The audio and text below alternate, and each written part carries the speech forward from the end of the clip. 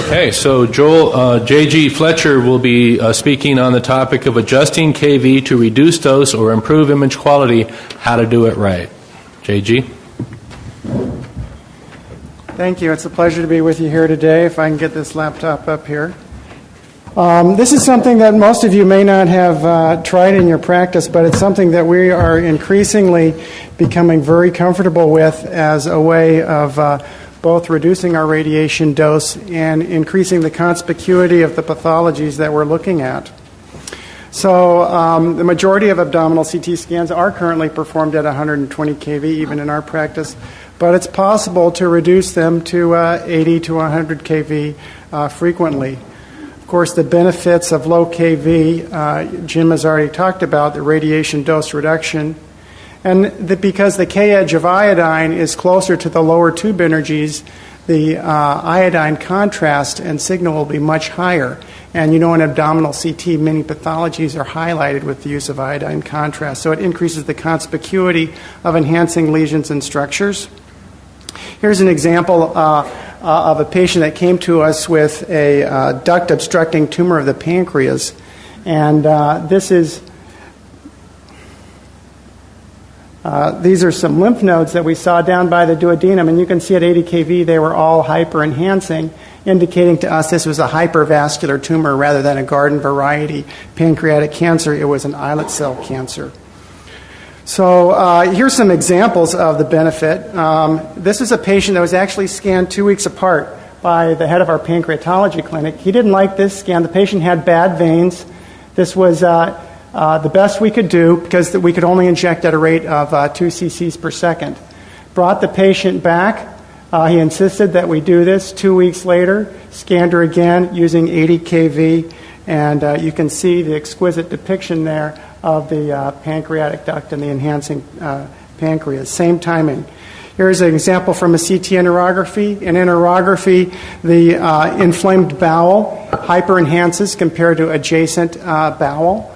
And you can see here at 80 kV, the relative enhancement of that inflamed ileum is much greater than it is at 140 kV, highlighting the pathology.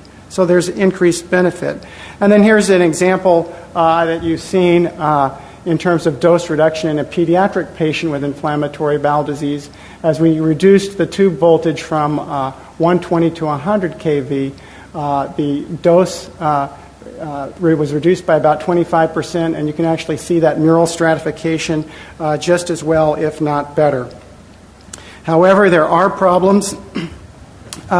This is a patient with a perianal abscess, and you can see that while you get a little of the enhancement about that abscess, you can get those artifacts that Cynthia was talking about earlier. So the appropriateness of using lower kV is highly dependent on both the patient size and diagnostic task. And the question is, how do you make those decisions? Because they're very complex. So I'd like to go through a list of questions and answer them in this talk. Number one, how does KV affect iodine enhancement and noise? How does patient size affect this relationship? How can I safely pick lower KV imaging without sacrificing diagnostic image quality?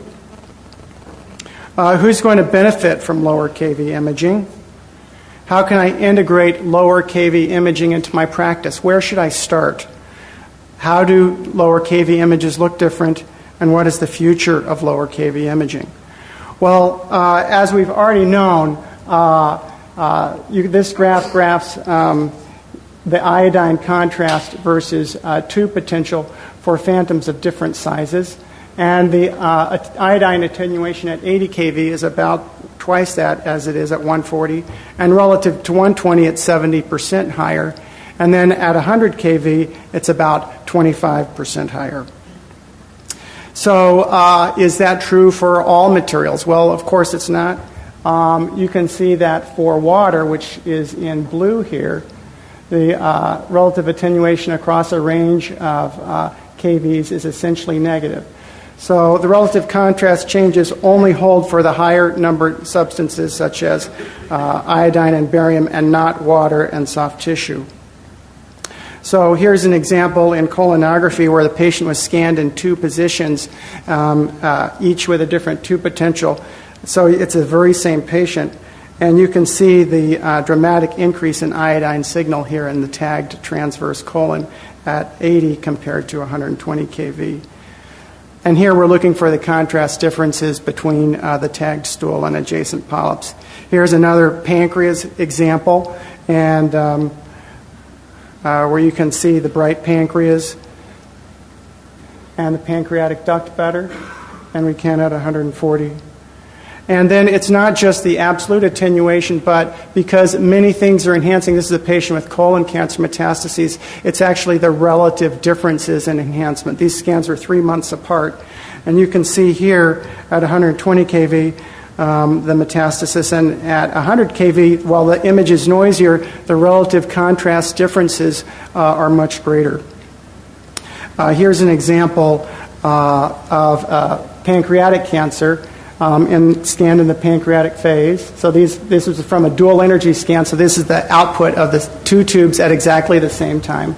And you can see the relative enhancement of the pancreatic cancer, which is obstructing this pancreatic duct, and the adjacent pancreatic parenchyma is much greater at 80 kV than 140. And Mike McCarty in the NYU group actually just published something on the conspicuity of pancreatic tumors at lower tube energies. So how does the tube potential affect the noise? Well, for larger patients, as you can see here, the tube potential can result in excessive beam hardening and other artifacts. So let me show you some examples which unfortunately occurred at our institution. These are 80 kV images with excessive artifacts limiting diagnostic image quality. Here you can see these spiral artifacts and the beam hardening. And so when we started doing this, I would ask our nurse who gave the patients their oral contrast, Mrs. Jones at 11 o'clock, what is she dressed in? And I would go out in the waiting room and look at her. And if she was a very petite person, we would do 80 kV. And as the patient were large, we might use our routine technique. But we really need something better. Here's an example from Li Fengyu, which really illustrates this. And it's not just the dose that you're using. These are 3 phantoms with iodine containing solutions, and this is at 4, 6, and 20 milligray. And you can see even at the 20 milligray dose that there's a lot of artifacts compromising diagnostic image quality. So the issue is noise and patient size, and as well organ. We can, as radiologists, we can tolerate different levels of noise in different organs because of their heterogeneity or simplicity. And we need better measurements of size. Well, this is an example of a study we just did a couple of years ago looking at our 116 patients undergoing 80 kV imaging as part of a dual energy examination, and we looked at the level of the mid-liver, pancreas, kidney, and ileum. And we looked at only patients with 2 to 3 millimeter sizes, and we graded image quality, artifacts, and diagnostic confidence scores, and we took multiple size measures from BMI to lateral width. And you can see here, my first point is that this is the association of patient size and unacceptability. You can see that for liver and pancreas, these organs are more complex and heterogeneous. So as Cynthia and Jim mentioned, they require higher dose levels. They're more sensitive to noise. And in terms of the size at 80 kV that was acceptable, we found that a size of 36 centimeters was acceptable when we used this 14 by 1.2 millimeter detector configuration, and about the same size for the smaller detector configuration. Of course, as you have a larger detector here, you're going to have twice the number of photons per detector bin, so it's more forgiving as you get to a thinner detector configuration. Then the photons will approach that noise floor that Cynthia talked about. So the lateral width was the best predictor of acceptable image quality, and this is clinically what we use for the cutoffs in our practice. If they're less than 36 centimeters, we feel pretty comfortable scanning them at 80 kV, and if they're less than 41 centimeters, 100 kV imaging is acceptable diagnostically. The larger patients may not be able to undergo low kV imaging, and patient size selection only ensures good quality, but we really haven't talked about reducing dose with tube potential. I'm going to cover that in a moment. So who's going to benefit from lower KV imaging? Well, there are a lot of clinical situations where this can really come in handy. One is the patient with limited IV access. This is a patient where my colleague Jim Huprich could only inject at a rate of, they were interested in the mesenteric vessels, and he could only inject at a rate of 1 cc per second. This would typically give us a very washed out image.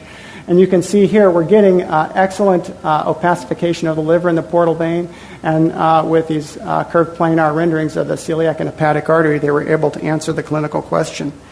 Here's a patient, a lot of patients have, we can only inject at 2 cc's per second. So this is an interrography examination where typically when we go down to 2 cc's a second, we image at 85 seconds as opposed to our standard 50 seconds, and the images turn out wonderfully.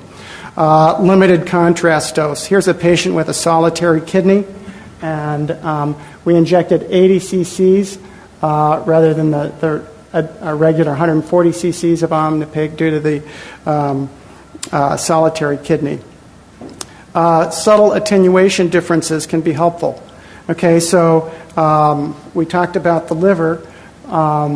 So here's a patient with a small HCC, and you can see that the difference in the attenuation of the lesion to the liver is twice that at 80 kV as opposed to 120 kV. So what about young patients? They benefit from lower kV in terms of dose reduction, as well as small and medium-sized adult patients. So I think when you are, let me show you some examples. So here's an example of a patient that had complex penetrating Crohn's disease and a fistula. Came back a couple of years after their section, obviously with a flare of his Crohn's disease. You can see these multiple hyper-enhancing small bowel loops. The image quality is exceptional on both. You can see the dramatic dose reduction. So in thinking about these, when I'm scanning at a lower tube potential, I try to divide my approach into two categories. For the young and the small and medium-sized adult patients, I'm doing this to reduce the dose and maintain the image quality. Okay?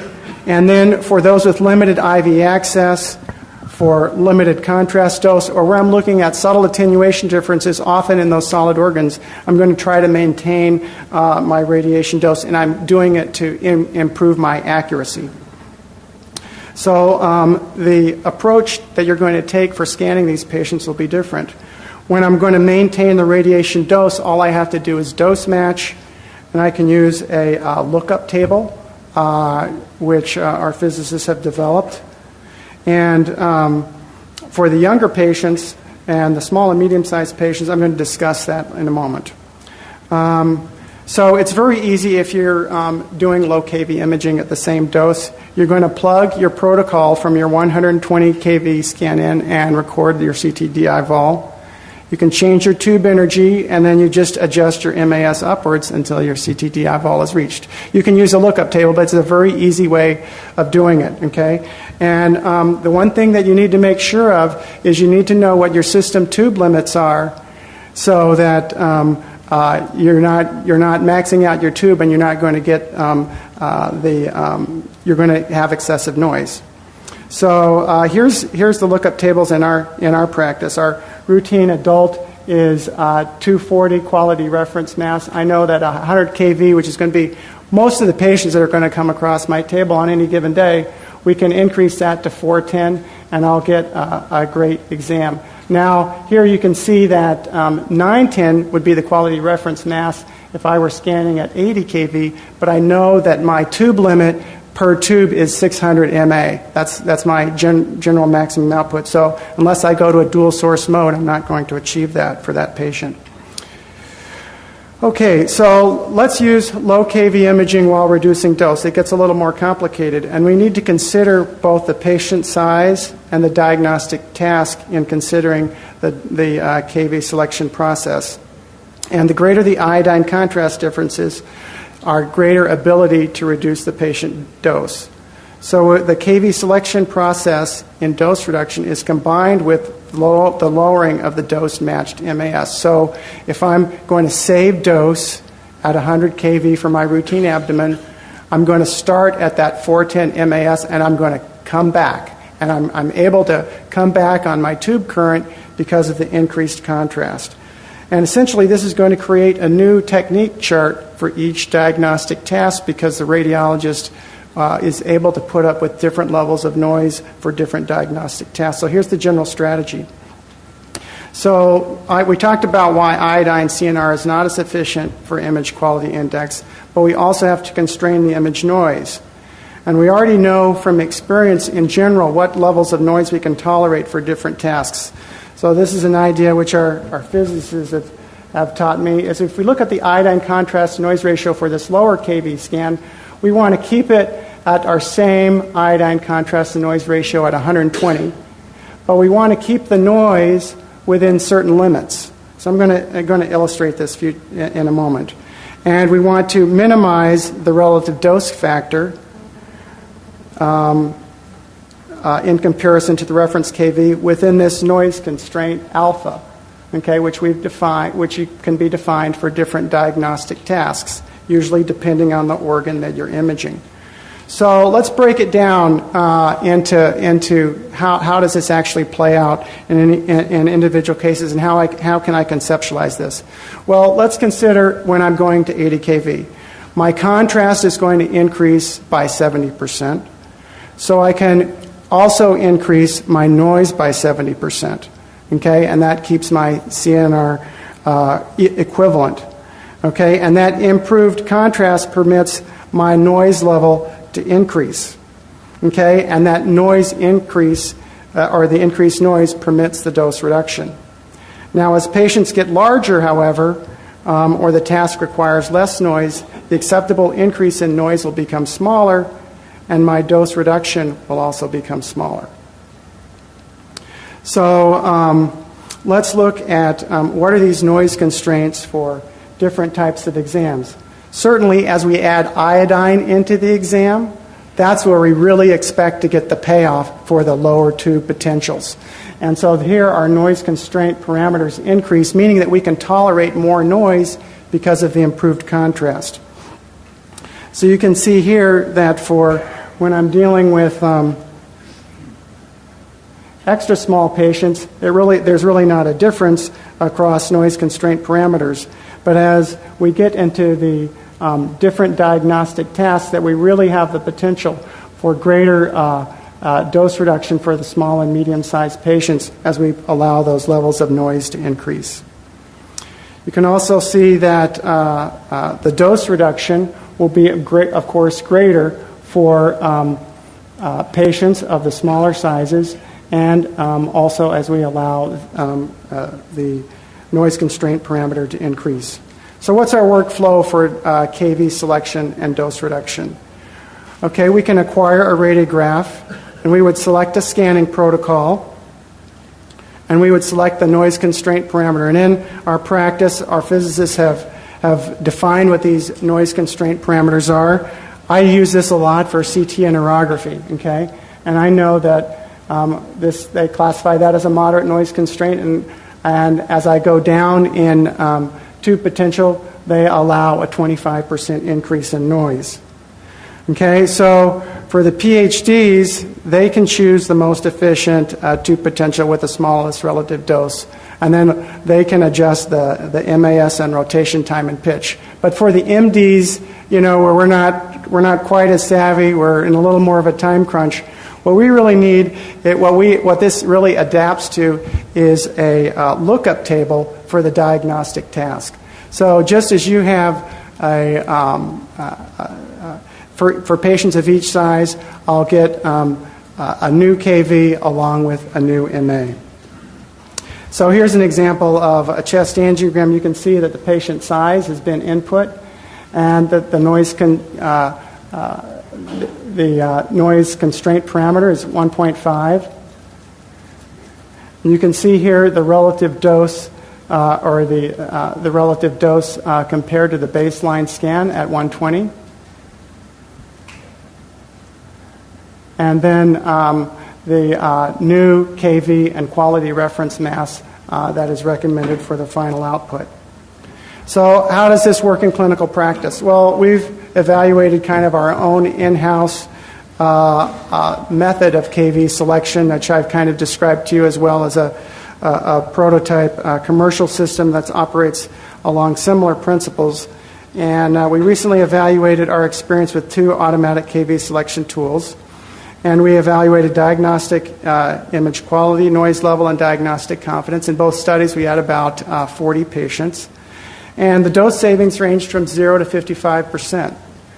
So it can be really dramatic, and in those larger patients, we're not reducing the tube potential, and so there isn't any savings. But across the patients, it saved us a dose of 20% and really resulted in no non-diagnostic studies. So you do have to understand that these are going to look a little different. Obviously, they're going to be brighter, and in some cases, as you go down to 80 kV in a small patient, they'll be so bright that you're actually going to have to change your window and levels, your window levels. But then once you do, they actually look virtually identical. So this is the same patient scanned at 2 different times. You can see the dose reduction by going to 100 kV, and the timing between the 2 scans was supposed to be the same, and so you can really note the improved contrast in the hepatic vessels here. So the future of low kV imaging, I think 100 kV can be practically implemented in most of our patients. We really need task-specific technique charts that will include KV and MAS selection to perform the most dose-efficient exam. And realize that 140 kV imaging sometimes is the most dose-efficient selection.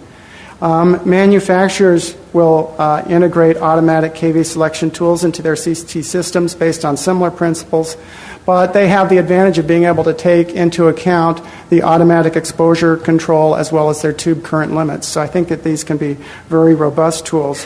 And it can provide a new level of individualization for CT imaging so that we're really maximizing the benefit to the patient in terms of picking up the abnormalities as well as minimizing the dose. And I think in the future we'll combine this low KV imaging plus many of the noise reduction tools which are evolving to both reduce dose and increase conspicuity. Let me just show you some images. This is from a CT interrogatory from a dual energy scan, and this is the full dose image. And here's a half dose image using the output of the 80 kV tube with some projection space denoising. Okay, now look at these examples here. Can you tell in each pair of scans which is the full dose image and which is the half dose image? One of them was a dual energy scan where we looked at the output of only one tube versus both tubes. The other one was a yo-yo acquisition where the patient consented to us scanning them up at half dose. Can you tell which one is which ones are the full dose image? Okay, so for this pair, this is the half dose image with noise filtering, and you can tell because I picked the 80 kV tube, right? So there's more contrast. Okay, and then this. I have to actually look at the images myself. Okay, so this is actually the half dose scan on the bottom. Okay, so going to conclude. Let me just show you some examples in the liver.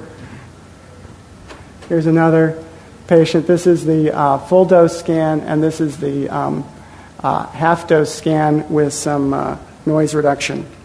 So in conclusion, tube energy selection can benefit our patients, particularly those with limited IV access, renal insufficiency, or pathology, which is highlighted by the presence and relative differences in iodine concentration. It also permits dose reduction. KV selection is dependent on both the patient size as well as the diagnostic task, which affects the acceptable noise in the image. And there are several pathways to begin KV modulation in your practice. You can use lookup tables for dose-matched exams and technique charts for specific diagnostic tasks that include patient size and KV. And I think new automatic KV selection tools will soon be available by many manufacturers. Thanks.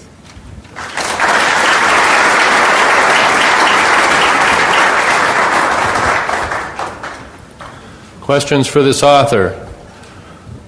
Bob Dixon. Yeah, what determines whether they have limited IV access? I'm not sure what that means. Sure. So, when the nurse puts in the IV, we usually like, for abdominal imaging, we like to go at 4 or 5 cc's per second. They get a feel, an experienced nurse gets a feel for what injection rate will blow that vein.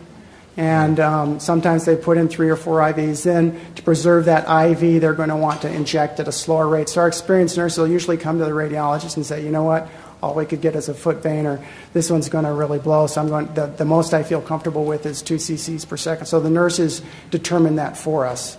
The radiologist will determine whether or not we need to inject less contrast. Yep.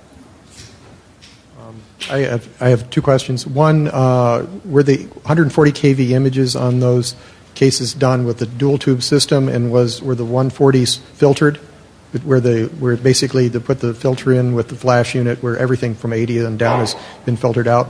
And second, a comment from you, if you have, about where spectral imaging is going to be and how that's going to do dose reduction with contrast. I didn't hear the second question. The full spectral CT, where you're basically going to have a multi-level detector of some type, and then be able to pull out the iodine in a more elegant way. Okay, well, for the second question, that's easy. I'm going to let the high IQ people work on that for a while. I'm kind of a every day at the scanner type of person. Most of the 140 kV images that I showed you did not have a tin filter. Okay. I have 2 questions. First, how long did it take your physicist per scanner to develop those lookup tables for you? And the second question is, if you apply the 80 kV technique to chest, have your chest radiologists accepted the ground glass opacities that are sort of inherent, or with the lookup tables they don't really have ground glass opacities that aren't really there? I don't get a lot of feedback from our chest radiologists. I will often scan at 100 kV through the chest. I don't scan at 80 kV through the chest because there are some issues higher in the chest. So my own experience is that 100 kV in the chest works very well. Now, in terms of how long did it take our physicists, they tend not to come to me until they have something pretty fleshed out. On the flip side, I will often experiment around, and then we interact that way, and they can learn from my mistakes, as you've seen. So I have a question or 2, and one is to emphasize that this whole talk was based upon the use of iodinated contrast, Exactly. Correct? Right. So sometimes that may have not been emphasized on some of his slides. So we are talking about iodine imaging here, and my question is have you also looked at low kV techniques for any bone imaging? Have not. Okay, fair enough. All right, Bill Hendy, did you have a comment that you wanted to make before? Lunch is where we had breakfast. It's 12 o'clock, and we'll see you here at 1 o'clock, I believe.